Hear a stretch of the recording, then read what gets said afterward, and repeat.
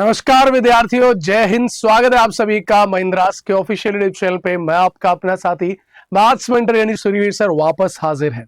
उम्मीद करता हूं कि आप सभी लोग सकुशल होंगे और बच चुके हैं। शाम के 5 से 6 के मध्य होती है हमारी क्लास का उद्देश्य वही कि जो प्रश्न एग्जाम में आए और जो प्रश्न एग्जाम में आ सकते हैं। उम्मीद करता हूं कि इस त्योहार को आपने बहुत बेहतर तरीके से सेलिब्रेट किया होगा।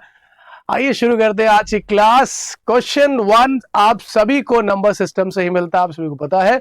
तो सवालों का सिलसिला इसी तरह जारी रहेगा। प्रीवियस ईयर क्वेश्चंस के बहुत शानदार क्वेश्चंस आपको मिलने वाले हैं। तो question number 1 is coming on the screen boys and girls once again. जल्दी से एक बार फिर से आप सभी को 1 मिनट का समय मिलता है और उस 1 मिनट के अंदर आप सभी लोग करके बताएंगे भाई क्या हो सकता है इसका आंसर। चलो फटाफट जल्दी से सभी लोग प्रयास करेंगे।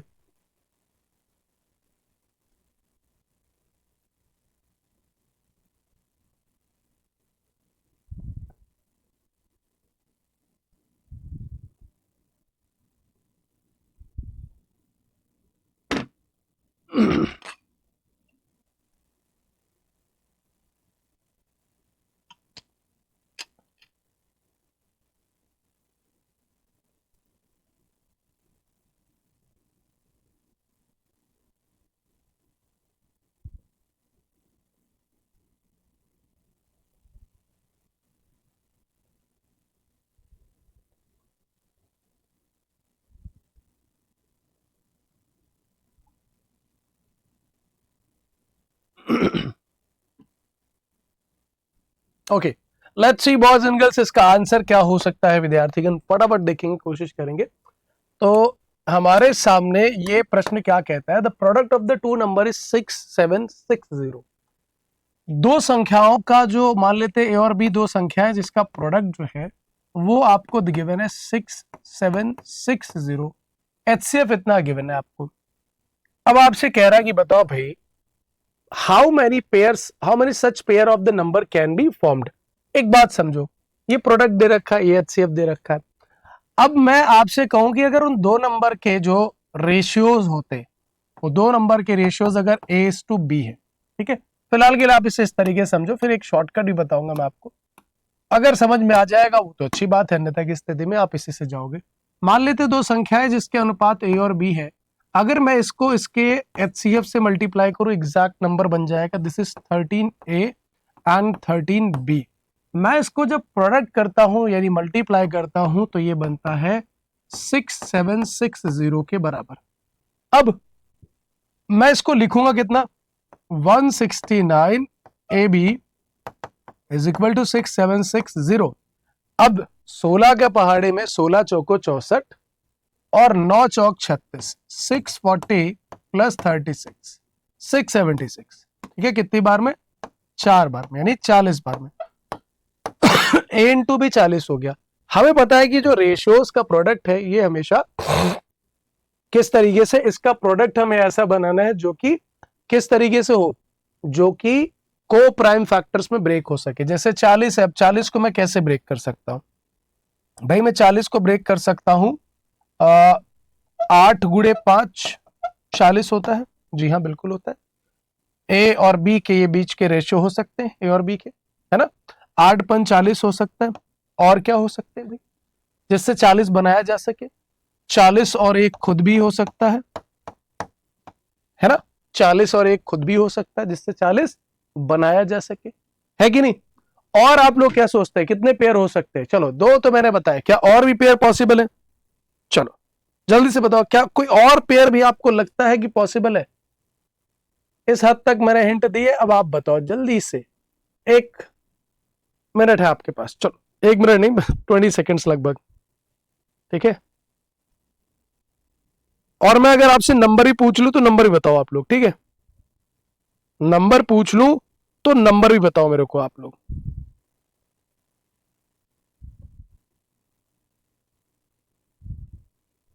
चलो तो बच्चे इसके अलावा कोई पेयर नहीं बनेगा, 2 ही पेयर बनेंगे। और अगर नंबर पूछ ले तो आप इसको 13 से गुणा कर दोगे, इसकी भी 13 से गुणा कर दोगे, इसकी भी 13 से गुणा कर दोगे, इसकी भी 13 से गुणा कर दोगे, you will get your answer. ठीक है, सो इसके कितने पेयर पॉसिबल थे? 2। तो ये रहा हमारा पहला सवाल जो कि बड़ा शानदार था। आसानी से आपने टैकल किया। अगले सवाल की ओर बढ़ते हैं विद्यार्थीगण। Next question is on the screen right now. Once again एक बार फटाफट आपने कोशिश करनी और बताना है कि उत्तर क्या हो सकता है। चलो come on boys and girls.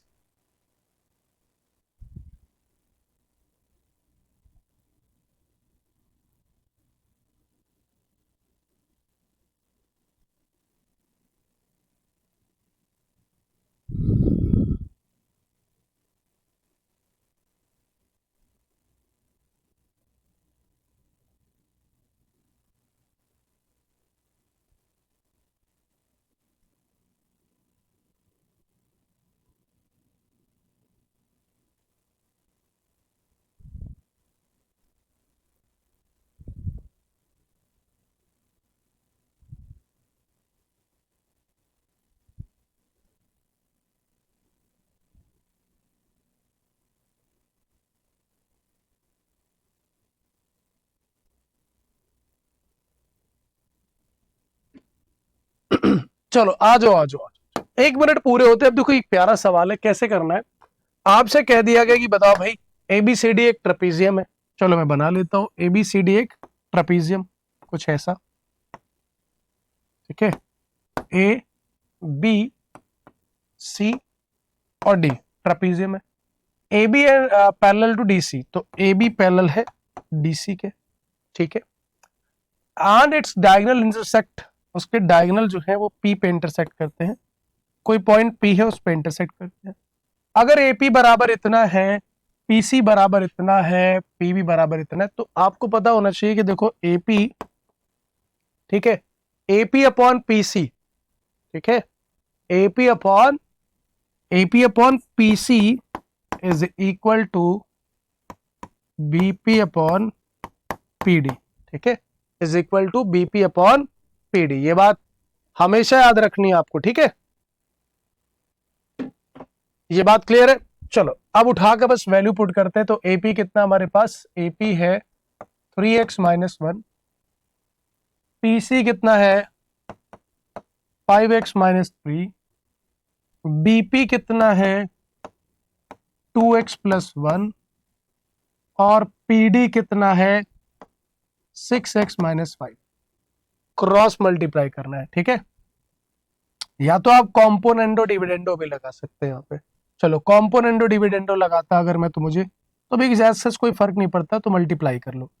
तो 3x minus 1 into 6x minus 5 is equal to 2x plus 1 into 5x minus 3। चलो मल्टीप्लाई करते हैं, तो यहां से क्या मिला 3 6 18, 18x स्क्वायर माइनस 5 दिए 15, x minus 6x minus minus plus is of 5, ठीक है, is equal to 2 5 10x square minus 6x plus 5x minus 3। तो अब यहां से इसको सॉल्व करेंगे तो मेरे पास क्या मिलेगा, उधर बचेगा 8x स्क्वायर माइनस का 9x, ठीक है। अच्छा 15 और 6 21 है। यहीं पे देखो, इसको देखो, ये माइनस का है, इसको तो आप काट ही लो, इसको आप काट ही लो, क्योंकि उधर जाएगा सेम हो जाएगा, सेम साइन के साथ जाएगा, है ना। उधर जाएगा तो सेम साइन के साथ जाएगा। अब अपन क्या करेंगे, -6 था, उधर -6 था, हटा दिया, ये प्लस है, उधर जाके माइनस होगा, तो माइनस का 20x बनाएगा। उधर +5 है, इधर -3, उधर जाके +8 हो जाएगा, इक्वल टू 0।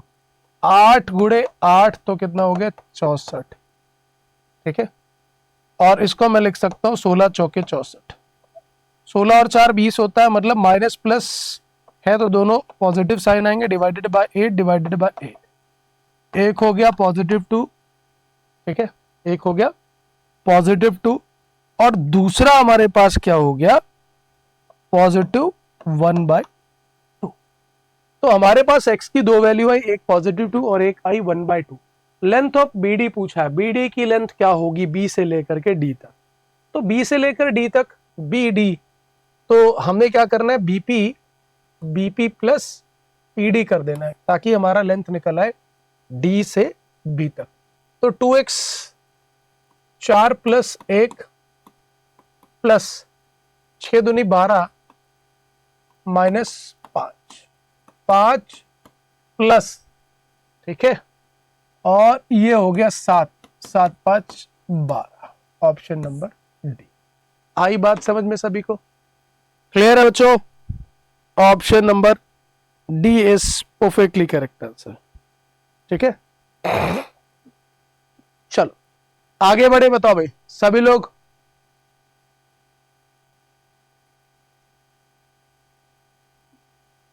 ठीक है, आ जाओ। नेक्स्ट क्वेश्चन आप लोग के सामने एक बार फिर से 1 मिनट का समय मिलता है, कोशिश कीजिए और बताइए क्या उत्तर हो सकता है।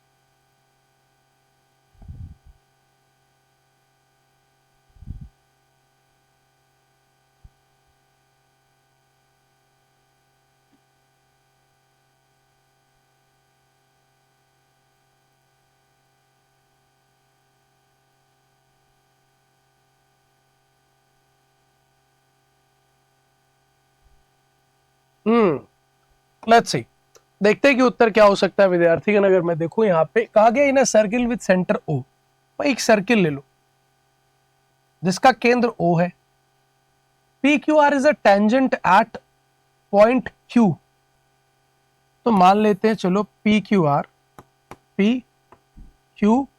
और आर टेंजेंट है। A B is a chord in a circle parallel to the tangent, अच्छा A B is a chord है such that B Q R, ठीक है, इज 70 डिग्री। अब हमारे पास ए और बी जो है वो क्या है, कॉर्ड है। अच्छा एक चीज में देखो, कहीं भी ये मेंशन नहीं है कि कॉर्ड जो है हमारी वो किस तरफ है ना, सेंटर के इधर है उधर है, तो हम एक काम करते हैं कहीं मान लेते हैं, हमें इससे कोई फर्क भी नहीं पड़ेगा। तो मान लेते हैं ये हमारी कॉर्ड है ए बी और बी क्यू आर हमारे पास ये जो है ये 70 डिग्री है, बी क्यू आर हमारे पास 70 डिग्री है। What is the measure of A Q B, A Q B ये पूछा गया है, ठीक है। अब अगर मैं ध्यान से देखूं और बात को समझूं तो मुझे पता है कि अगर मैं देखूं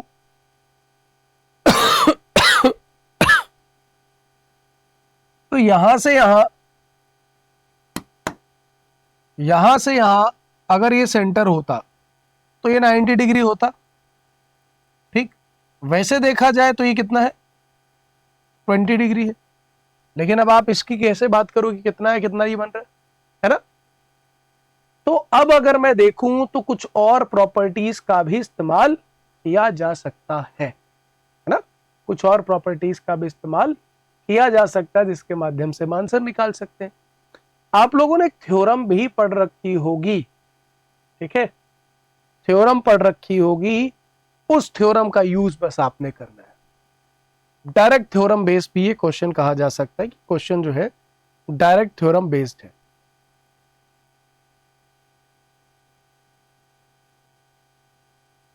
बोलो भाई।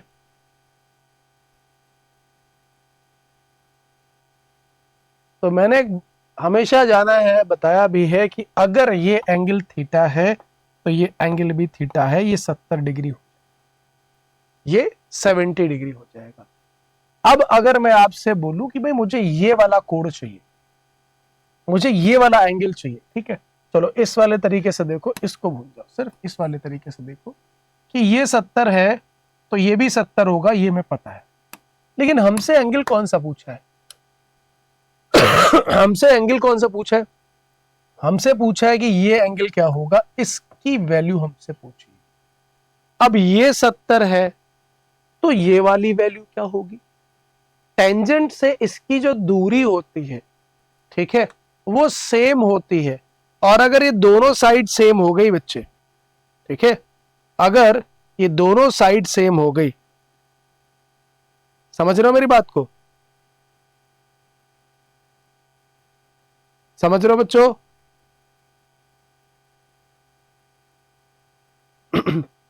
या फिर मैं आपसे बोलूं कि अगर ये साइड पैरेलल है, क्योंकि बोली गई है, अगर ये पैरेलल है, इस तरह से भी समझो, तो ये कितनी होगी, 70 होगी। और ये एक त्रिभुज बन रहा होगा जिसमें 70 70 140, तो बचा कितना 180 में 40।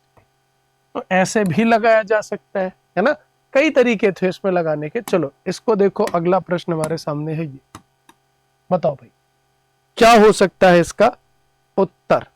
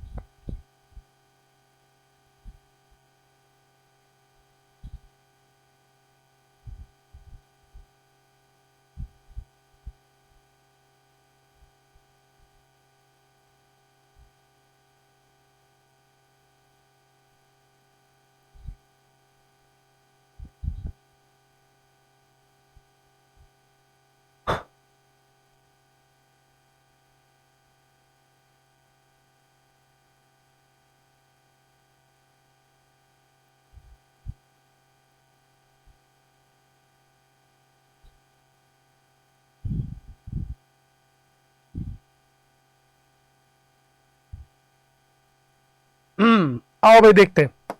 अगर इस सवाल की बात करें तो इसको कैसे टच करेंगे, कैसे ले जाएंगे। A shopkeeper marks an article X% above, अब X% above the cost price and sell it along by 30% discount on the mark price if there is a loss of 4.8%। यानी जब आप मार्क प्राइस पे 30% की डिस्काउंट देते हैं, यानी mark price के 70% पे सेल करते हैं, तो आपको लॉस हो जाता है 4.8%। यानी आप सीपी के 95.2% पे बेच रहे होते हैं, है ना? और दोनों बेच रहे हैं, that is why this this this, तो ये बना 95.2 और ये हो गया 70। ठीक है, अगर मैं यहाँ पे पॉइंट हटा दूं तो नीचे 10 लगाऊंगा और मैं इसके रेशियोज बना लेता हूं फिलहाल। अगर कटने वाली वैल्यू जैसे इसको काट सकते हैं तो ये 35 बार में काट देते हैं, 2 से काटते हैं तो 2 चौको 8 हो जाती है, ठीक है, 2 सत्ते 14 हो जाता, 2 छंगे 12, ठीक है। इस तरीके से हमारे पास ये हो गया 47 का 2 गुना में पता भी है 94, 6 दूनी 12। अब आप देखो तो और भी कट सकती वैल्यू, 2 पंचे 10, 2, ठीक है, और 38, 5 जो है उधर चला जाएगा, 35 देखेगा 7 से कट रहे हैं, एक बार चेक कर लो। तो 7 तिरिक 21 होता है, फिर 7 चौक 28, तो 7 तिरिक 21 हो गया, 7 चौक 28, 7 पचे 35, तो ये हो गया हमारे पास 34 और उधर जाएगा तो ये हो गया 25। यानी अगर हमारे पास कॉस्ट प्राइस 25 है तो हमने 34 उसका मार्कअप रख रखा है, तो हमसे यही पूछा गया कि x की वैल्यू बताओ, तो 25 से 34 कितना मार्कअप हो गया, 25 से 34 9 मार्कअप हो गया प्रतिशत के लिए 100 से गुणा, यानी 36%। ऑप्शन नंबर सी, ठीक है।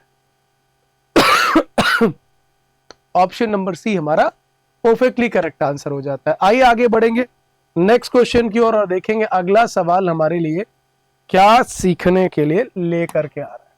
तो अगला क्वेश्चन हमारे सामने ये बच्चों, एक बार फिर से कोशिश करो फटाफट, come on boys and girls, जल्दी से।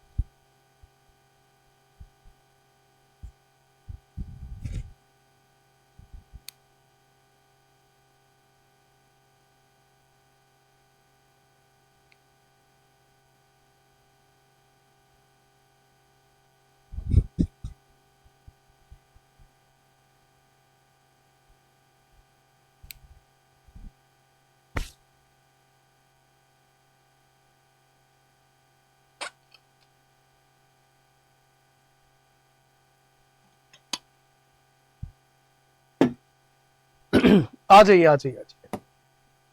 अब देखो इस सवाल में हमसे क्या कहा गया, इस सवाल में कहा गया कि भाई 60,000 रुपए इन्वेस्ट किए गए हैं किसी दर पे, certain rate for a certain even number of year, नहीं पता है, ठीक है, लेकिन नंबर ऑफ ईयर क्या है, even, compounded annually grows to 63654, to how much amount would it grow if it is invested at the same rate for the half period.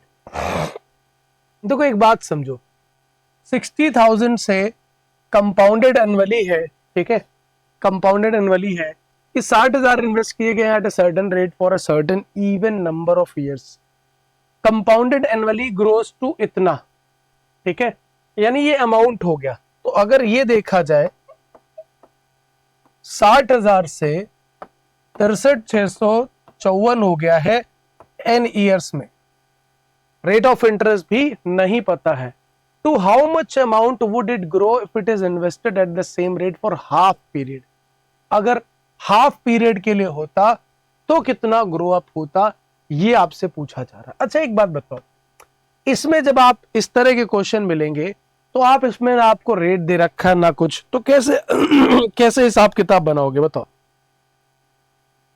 इस question में हम किस तरीके से चीजों को पकड़ पाएंगे, with the help of option, क्या ऑप्शन से करना बेहतर रहेगा?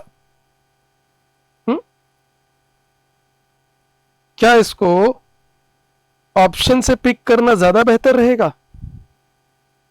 सोचो।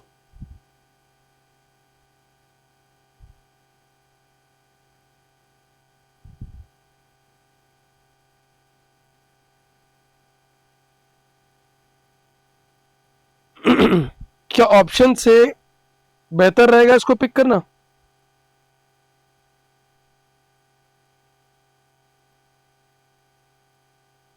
चलो तो मैं इसको जरा बेसिक अप्रोच पे ले जाता हूं। बेसिक अप्रोच पे अगर आप जाओगे तो देखो क्या है कि हमें ये अमाउंट है, ये प्रिंसिपल है तो amount is equal to principal under bracket 1 plus r% to the power n होता है। यहाँ पे अगर कंडीशन देखी जाए तो क्या होगा, 63654 अपॉन, या फिर this is equal to the principal that is 600 of 1 plus r% to the power n।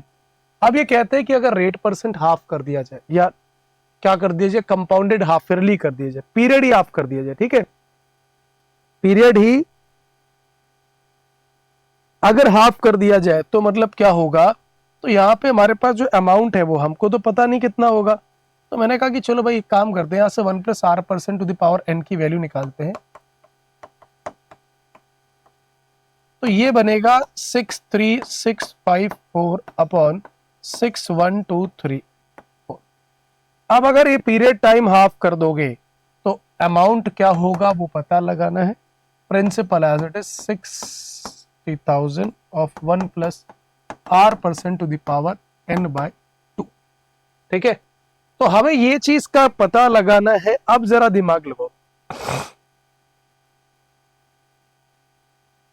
अब क्या होगा खुद सोचो, दिमाग लगाओ।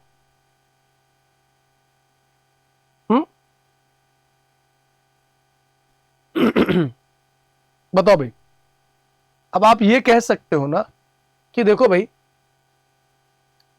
अगर ये n/2 है, ये 1 प्लस r% है, तो भाई इसका जो मल्टीप्लाइंग फैक्टर है, इसका जो मल्टीप्लाइंग फैक्टर है वो square root of original multiplying factor नहीं बन जाएगा? सोचो, square root of original multiplying factor है कि नहीं भाई? अब ये आप इसको, इसका स्क्वायर रूट कर दो तो इसका भी स्क्वायर रूट करोगे और ये क्या बन जाएगा, 1 plus r% to the power n/2। तो ये बना ना, मतलब इसकी जगह मैं लिख सकता हूं, तो this will become 6 1 2 3 4 into 63654 upon 1 2 3 4 of root, यही बनेगा ना अमाउंट। दिमाग लगाओ, इतने में देखो बात समझे कि नहीं।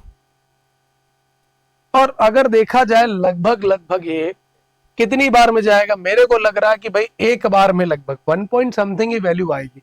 तो मैं मान लेता हूं कि अगर एक बार में जाएगा यहाँ भाई सब बहुत नियर है, बहुत नियर है, तो आपको ये करना पड़ेगा, ठीक है, इसको निकालना पड़ेगा। पहले मिनिमाइज करना, छोटा करना, मैं आपको डायरेक्ट बता दूं, इट विल बिकम लाइक 1.3 के आसपास आएगा, ठीक है, 1.3 के आसपास आएगा। जब आप इसे मल्टीप्लाई करोगे 13 छंग 78 हो जाएगा, 1.03 होगा, बल्कि 1.3 तो ज्यादा निकल जाएगा, 1.03 के आसपास, ठीक है। थोड़ा साफ सुथरा लिख दिया जाए, बहुत जबरदस्त सवाल है, दिमाग खराब करने वाला, ठीक है। चलो, तो 1.03 के आसपास आएगा। जब आप इसे मल्टीप्लाई करोगे, ठीक है, तो आपको आंसर के रूप में क्या मिलेगा, बताओ भाई। 6000 तो यही हो गया, मतलब 60,000 यही हो गया, और 6 तिया 18 है ना, 6 तिया 18, 60,000 और 1800, तो ये कितना हो जाएगा, 61800, ठीक है। ऑप्शन नंबर ए, एक गजब क्वेश्चन था, है ना, जबरदस्त सवाल है ये। अगले क्वेश्चन की ओर भागेंगे भाई। नेक्स्ट क्वेश्चन हमारे सामने ये है, ठीक है, बहुत प्यारा क्वेश्चन था भाई, लास्ट क्वेश्चन बहुत प्यारा क्वेश्चन था।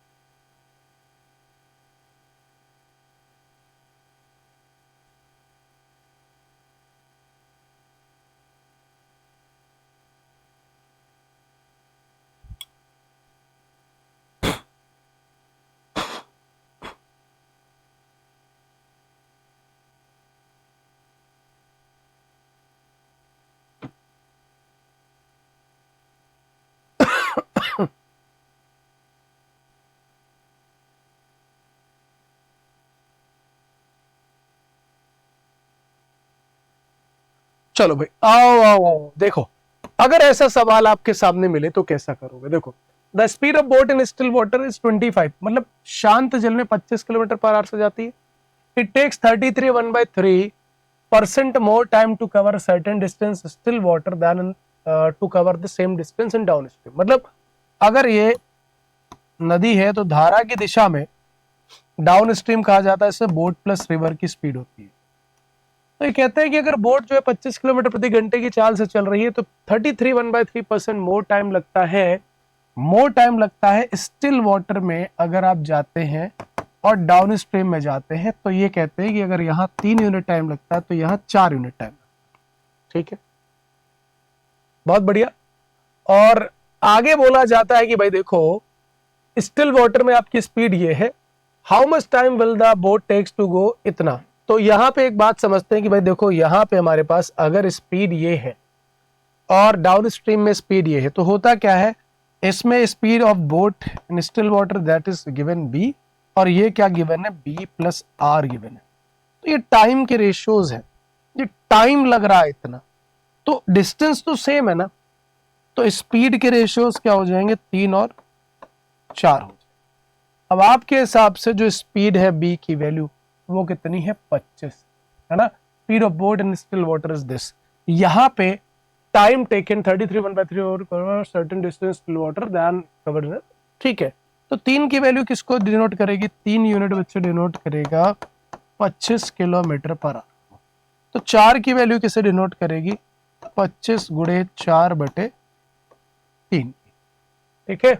अब ये हो गई तुम्हारी स्पीड किसकी, boat plus river. How much time will boat takes downstream अगर जाना है तो 75 किलोमीटर अगर जाना है तो क्या होगी, 25 गुणा 4 ऊपर चला जाएगा 3, 25 तिया 75, है ना, 25 तिया 75, 3 तिरिका 9, तो ये हो जाएगा 2.25, ठीक है, 2.25 इतना समय लगेगा, जो कि ऑप्शन नंबर बी में साफ साफ गिवन, ठीक है। चलिए आगे बढ़ते हैं अगले क्वेश्चन की ओर। अगला क्वेश्चन हमारे सामने क्या कह रहा है, आइए देखते हैं, ठीक है। तो नेक्स्ट क्वेश्चन हमारे सामने आ चुका है और फटाफट फिर से आप लोग समय ले लीजिए, बताइए।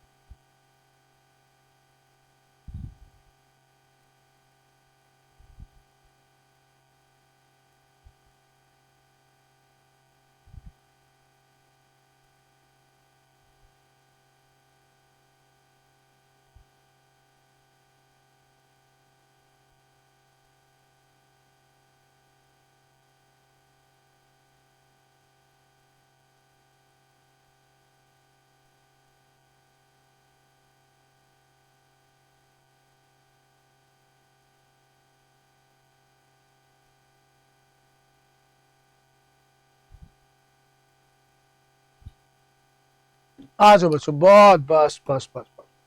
Average of 18 number is 37.5. The six number, if six numbers of average x are added to them, ठीक है, if six numbers of average x are added to them, the average of all the number increases by 1. तो कहते हैं कि 18 संख्याओं का, ठीक है, 18 नंबर्स थे जिनका एवरेज 37.5 था। अब 6 नए नंबर आते हैं जिनका एवरेज x है, और अब टोटल 24 संख्याओं का जो एवरेज है वो इंक्रीज बाय 1, दैट इज 38.5 हो जाता है। तो आप एक बात समझिए कि अगर एवरेज का मतलब सब बराबर होता है, ऑल इक्वल होता है, तो यहां पे आपसे पूछा जा रहा है वैल्यू ऑफ x बताइए। तो 38.5 है, ये कितना ज्यादा इससे, वहां पे कितनी कमी रख रहा है, एक की कमी, कितने हैं यहाँ पे 18, यानी 18 की कमी है। अभी फिलहाल इसका एवरेज अगर कुछ नहीं है तो ये है 38.5। 18 जो कमी हो रही है यहाँ पे वो उन 6 को लाना पड़ेगा, यानी प्रत्येक को कितना लाना पड़ेगा, एवरेज में देखो तो प्रत्येक को 3 लाना पड़ेगा। तो 38.5 प्लस 3 दैट शुड बी 41.5, यानी इनका जो एवरेज होगा वो कितना होगा, 41.5 होगा। एक छोटा सा तरीका जिसके माध्यम से आप जल्दी से जल्दी उत्तर प्राप्त कर सकते हैं। चलिए अगला प्रश्न हम लोग के सामने एक बार फिर से विद्यार्थीगण कोशिश कर और बताओ उत्तर क्या हो सकता है। चलिए प्रयास कीजिए।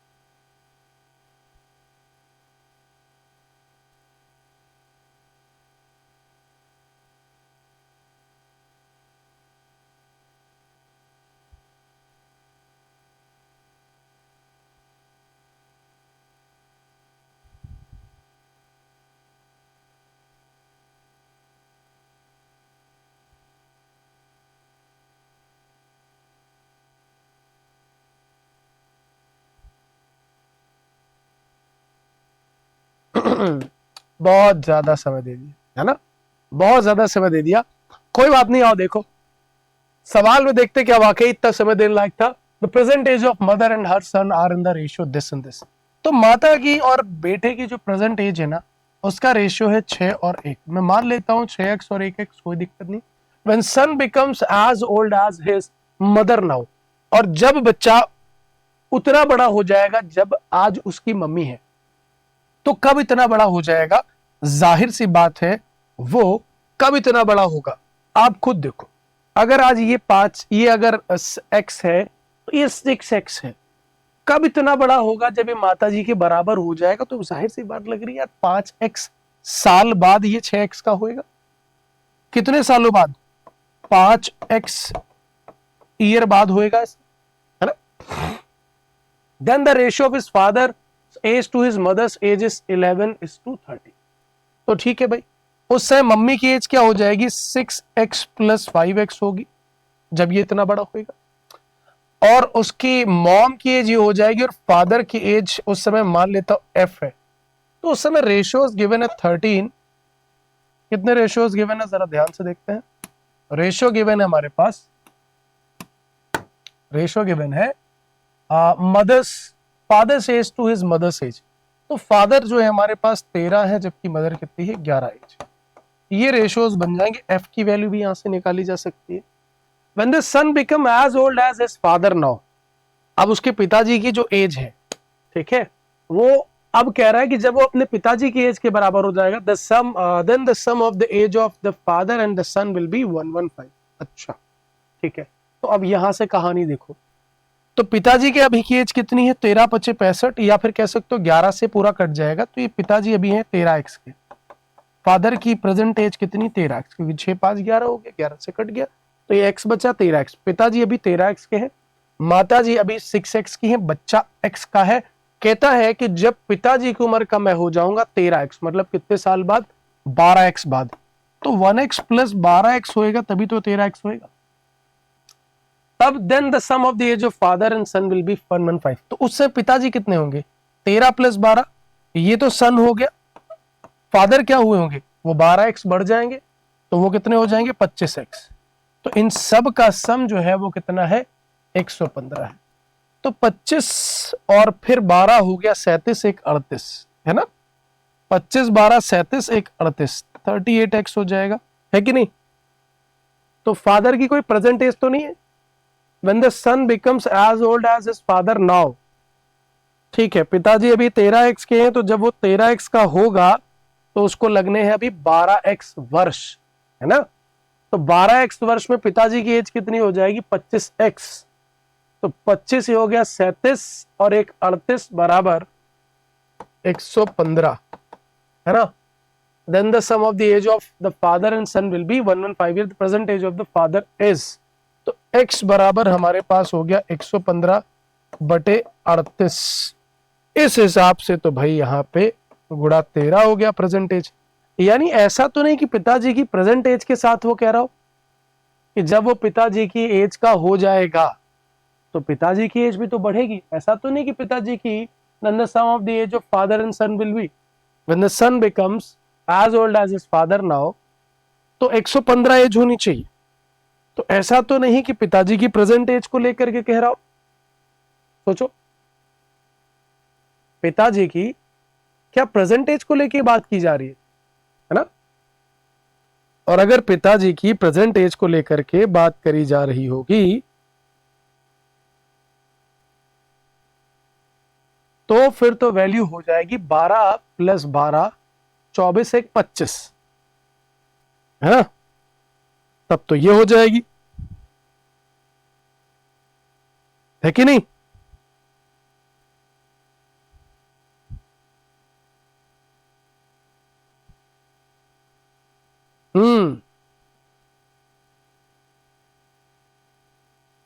सोचो सोचो,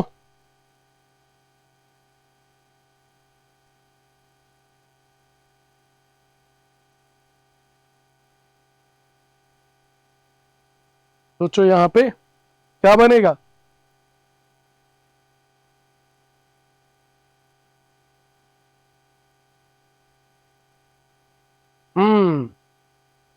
तो फादर की आपने यहां पे जो प्रेजेंट एज मानी है ना, वो ये जो आपने फादर की एज मानी है ना, ये रेशियो फादर की एज का बेटा कब का है 5 साल बाद का। तो फादर की प्रेजेंट एज ये नहीं है। फादर की प्रेजेंट एज क्या होगी, तो फादर की प्रेजेंट एज बच्चे होगी 5 साल कम करके 8x होगी। यहां पे गलती हो जाती है अभी, तो फिर दिक्कत हो जाती है ना। ये आपने एफ जो मानी है वो कब की एज मानी 5 साल बाद की, तो अभी की क्या एज हो गई, वो 5 साल कम करने पड़ेंगे, 5x कम करने पड़ेंगे। 5x हो गया ना, क्योंकि 5x ईयर बाद की बात है, तो 5x कम कर दीजिए। फादर की प्रेजेंट एज 8x है, क्योंकि बच्चा प्रेजेंट एज की जिक्र कर रहा है ना, तो गड़बड़ हो जाएगा। बच्चा प्रेजेंट एज का जिक्र कर रहा है भाई, तो प्रेजेंट एज की बात कर रहा है, तो बच्चा कब ऐसा होएगा, बच्चा 7x साल बाद ऐसा होएगा। यानी बच्चा जब 8x का होएगा तो पिताजी 8 7 15x के हो जाएंगे। अब ये 115 ये सही है। तो 18 5 कितना हो गया 23x बराबर 115। तो x की वैल्यू 2 पंचे 10 3 पंचे 15, x की वैल्यू 5 हो गई। अगर x की वैल्यू 5 हो गई, the present age of father, पिताजी 8 5 40, पिताजी 5x साल बाद क्या होगा उनका, तो वो यहां वाली वैल्यू। ठीक है, ये बात समझ में आ गई। गलती हो जाएगी अगर आपने यहाँ पे वैल्यू को, अगर यहीं पे आप चाहते तो f+5x भी ले सकते थे, वो ज्यादा बेहतर होता, लेकिन कोई दिक्कत नहीं, अंडरस्टूड है ये बात, तो यहाँ पे कोई प्रॉब्लम नहीं होगी। 40 should be the perfectly correct answer. चलो भाई, अगला सवाल हमारे सामने हाजिर होता है अब।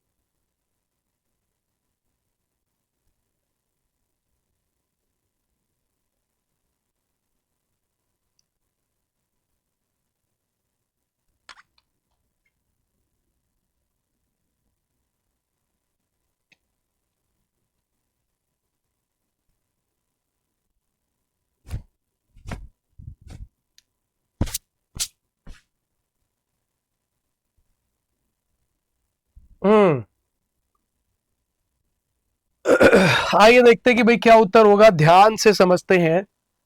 The angle of elevation of the top of unfinished tower at the point distance 78 from its base, ठीक है, बेस से 78 मीटर की दूरी पे the angle of elevation top of unfinished tower, एक अनफिनिश्ड टावर का टॉप जो है वो 30 डिग्री का एंगल बनाता है।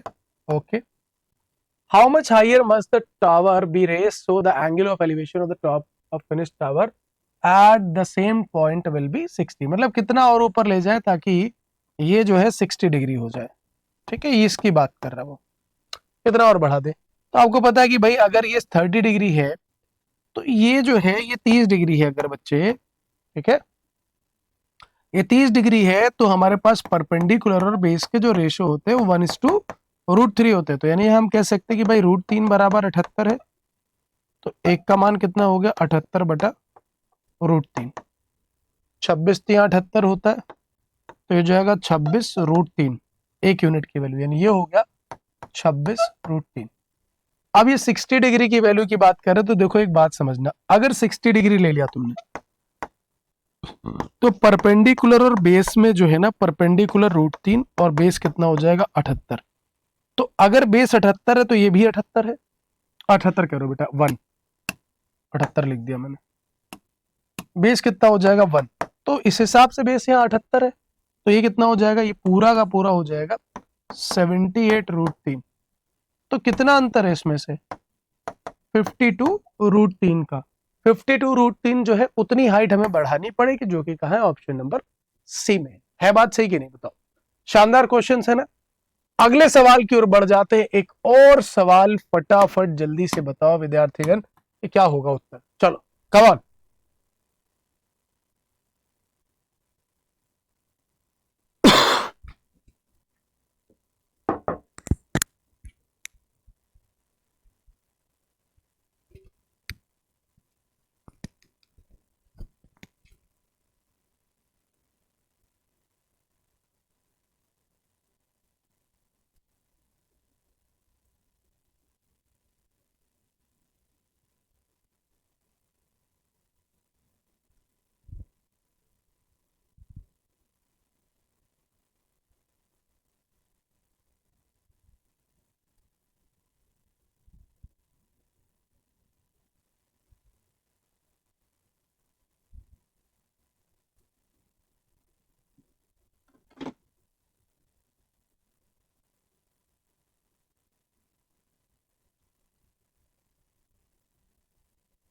चलिए बहुत बढ़िया, शानदार जानदार और जबरदस्त तरीके सबने प्रयास किया। अब देखो यहाँ क्या कहता है, vessel contain 32 litre solution of acid and water in which the ratio of acid and water is this. तो 8 चौक 32, यानी ये बच्चे हो गया 4 पंचे 20 और 4 तिये 12, ठीक है। और अब उसमें कहता है कि if 12 litre of the solution are taken out, भाई 12 लीटर अगर आप इसके अंदर से निकाल लेते हैं, वो भी रेशियो जाएगा 5 और 3 में, and 7.5 liter of the water are added to it, then what is the ratio of acid and water in the resulting mixture? कोई दिक्कत नहीं, अगर आप ये निकालते हैं तो आपके पास कहता है 7.5 लीटर आप पानी ऐड कर रहे हो, बहुत बढ़िया। तो पूछा है कि बताओ भाई रिजल्टिंग रेशियोज क्या होंगे, तो कोई दिक्कत नहीं, आप इसके 8 पार्ट लगा देना 12 लीटर के, 4 दूनी 8, 4 तिया 12, 1 का मान 1.5, तो 15 पचे 75, 7.5 यहाँ से जाएगा, 15 तिया 45, 4.5 यहाँ से जाएगा, 7.5 आप यहाँ से निकाल दोगे, यहाँ से बचेगा 12.5, यहाँ से आप 4.5 निकाल दोगे तो यहाँ बचेगा 7.5। ठीक है, अब कहता है 7.5 लीटर आपने पानी मिला दिया है, तो 7.5 लीटर यहाँ ला करके जोड़ दीजिए, हो जाएगा 15 और ये हो जाएगा 12.5। आप इसको हटा दीजिए, 25 पंचे और 25 छंके 5:6, जो कि ऑप्शन नंबर बी में है। उम्मीद करता हूं ये बात भी बेहतर तरीके से समझ में आई हो। तो बच्चों बस आज के लिए इतने रखेंगे, फिर से मुलाकात करेंगे अगली क्लास में। टिल देन आप सभी लोग अपना ख्याल रखेंगे और इसी उम्मीद के साथ आगे बढ़ते रहेंगे कि भाई आने वाला कल बहुत सुनहरा होगा, क्योंकि आप एक अथक प्रयास कर रहे हैं सही दिशा में सही व्यक्तियों के साथ। आइए फिर मिलेंगे नई क्लास में। टिल देन सभी को प्यार भरा नमस्कार, जय हिंद।